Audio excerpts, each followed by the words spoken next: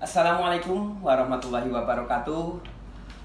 Kepada yang terhormat Bapak dosen pemangku mata kuliah manajemen pemasaran, kepada kawan-kawanku semua yang saya hormati dan selalu saya banggakan, kami dari kelompok 1 akan menyampaikan tentang pemaparan judul tentang prinsip-prinsip pemasaran, yang dimana kelompok 1 kami ini terdiri dari beberapa kawan, yaitu yang pertama, kelompok 1 terdiri dari yang pertama Bapak Aprijal, Bapak Rudi Rismawan, saya sendiri Umar Budiono, kemudian yang keempat Laila Khairun Nisa, Sinta Rahmi, yang keenam Asmariana, yang ketujuh Sri Sukam Ningsih, yang ke-8 Yekti Suhardani, dan ke-9 Wawan Rianto.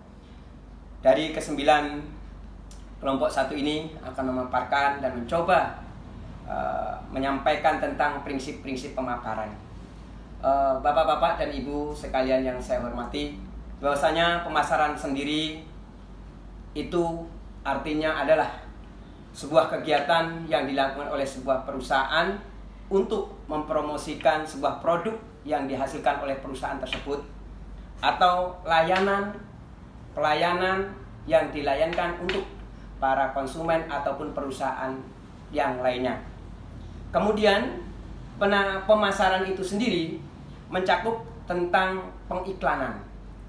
Selain pengiklanan juga ada penjualan atau cara penjualan, pengiriman produk ke konsumen dan ke perusahaan lainnya, atau perusahaan sesuai dengan perusahaan yang diinginkan oleh perusahaan tersebut.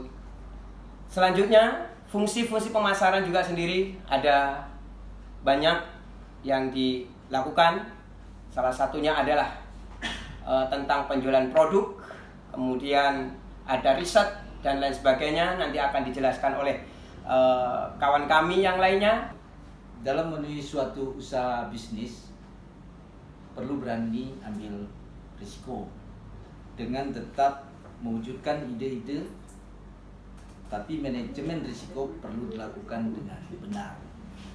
Kondisi saat ini perlu adanya upaya-upaya di dalam pemasaran, apalagi berkenaan dengan situasi COVID dan kondisi saat ini.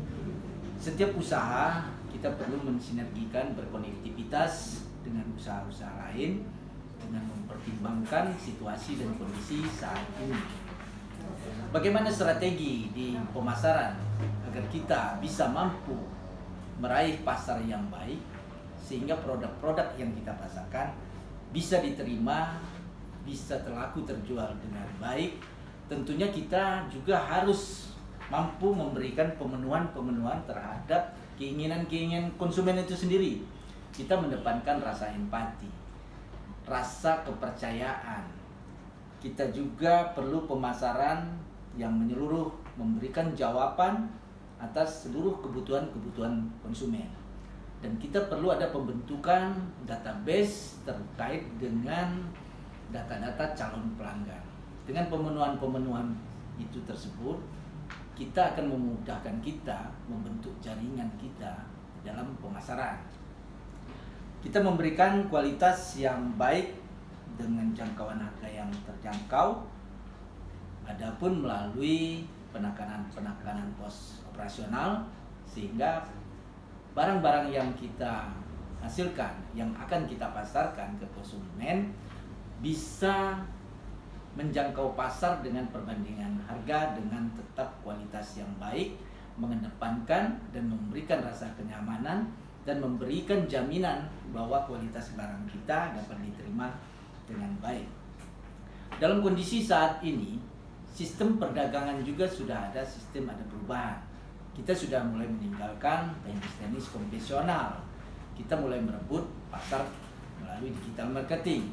Bagaimana upaya-upaya kita di dalam merebut pasar di dunia maya, teknis melalui digital marketing? Inilah suatu hal yang tantangan baru, dan inilah suatu pasar yang baru. Kalaupun seandainya kita masih melaksanakan pemasaran dengan ide-ide dengan sistem-sistem konvensional, maka strategi-strategi lainnya perlu tetap kita terapkan. Misalnya di mana pangsa pasar itu, jangkauan pasar itu, pangsa pasar itu kemana yang harus kita sampaikan, dari strategi penempatan ataupun kita yang akan kita tuju. Dalam kondisi saat ini, seperti kita contohkan masa pandemi, semua kita terkena dengan dampak. Kebanyakan kita ada di rumah. Kita mengedepankan social distancing. Maka upaya-upaya pasar yang saat ini yang sangat berguna adalah upaya-upaya tentang hal yang berkaitan dengan kesehatan, dengan hal-hal produk makanan instan ataupun minuman instan, karena paradigma juga ada dalam kehidupan kita saat ini juga ada pergeseran. Kalau dulu ketika kita seandainya, saya contohkan, kita makan dengan waktu yang spesial. Saat ini kita bekerja sambil memakan, memenuhi kebutuhan-kebutuhan tubuh kita, dan inilah yang harus kita tangkap peluang-peluang ini.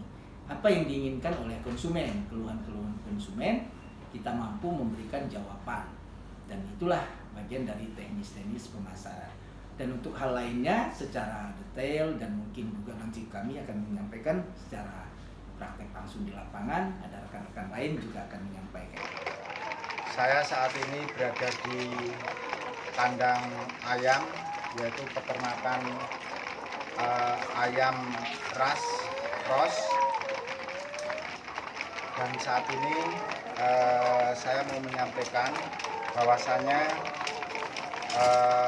usaha ini adalah usaha mikro kecil menengah yang bersifat mandiri, tidak bermitra dengan salah satu perusahaan seperti Java, Pokpan, dan lain sebagainya. Usaha ini benar-benar usaha mandiri yang tanpa bermitra. Adapun usaha mikro kecil menengah ini dikelola oleh Ibu Rosi. Nah, kebetulan manajemen pemasaran di kandang ini memakai 4 variabel manajemen pemasaran. Yang pertama adalah produk, yang kedua adalah price atau harga, yang ketiga adalah tempat, yang keempat adalah promosi. Yang bisa sampaikan, yang pertama produk, peternakan ini ada kurang lebih 600 pop atau populasi, yang mana setiap harinya bisa memproduksi sebanyak 80% dari kapasitas kandang. Terus price, harga di sini kita mengacu pada harga posko atau harga yang dikeluarkan oleh Asosiasi Peternak Ayam Indonesia. Dan harga di sini dalam satu harinya bisa berubah sampai 3 kali. Pagi berubah, siang berubah, sore bisa berubah. Harga bisa fluktuatif, naik dan turun. Terus untuk variabel yang ketiga terkait dengan tempat. Tempat kebetulan peternakan ayam ini berada di Desa Batangharjo, Kecamatan Batanghari, Kabupaten Lampung Timur. Untuk strategi pemasaran atau promosi dari peternakan ini memakai 2 media. Yang pertama adalah WhatsApp Group, yang kedua adalah Facebook. Nah, dari WhatsApp Group, pemilik kandang Ibu Ros ini intens selalu mengikuti kegiatan yang ada di grup dan selalu menawarkan barang-barangnya lewat media WhatsApp tersebut. Terus di Facebook juga intens, setiap perubahan harga selalu diposting dan selalu ditampilkan bentuk produk dari kualitas telur ini. Oleh karena itu sampai dengan saat ini usaha ini tetap terjaga dan semakin kesininya semakin berkembang. Baik Bapak Ibu yang saya hormati, demikian tadi sebuah pemaparan dari kelompok 1 atau kelompok kami semua ini tentang prinsip-prinsip pemasaran. Bahwasanya dalam kegiatan prinsip pemasaran ada menyangkut tentang konsep yang bisa disimpulkan tentang konsep inti pemasaran. Yang pertama adalah kebutuhan harus ada dalam kegiatan pemasaran, keinginan juga harus ada, dan permintaan konsumen pun juga harus ada. Kemudian yang kedua bisa disimpulkan juga tentang prinsip pemasaran dalam harus mencakup konsep pemasaran pasar berkaitan dengan produk, jasa, dan pelayanannya.